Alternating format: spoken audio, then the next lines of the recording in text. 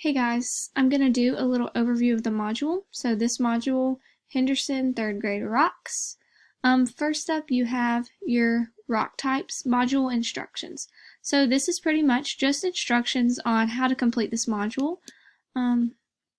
Next we have the Becoming a Rock Star video. This is a video that I have created to teach you about the different types of rocks. You can see it may be fun for you.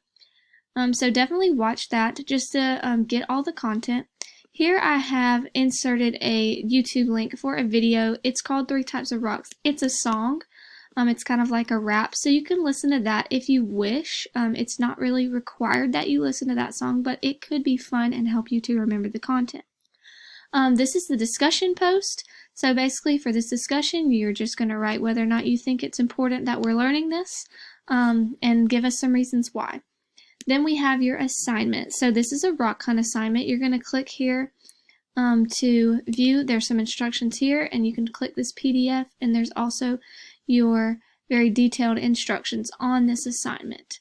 Once you look into that assignment, I have also provided an example for you of the assignment. I did my own rock hunt assignment, so you can take a look at that to have something to go off of for completing your assignment.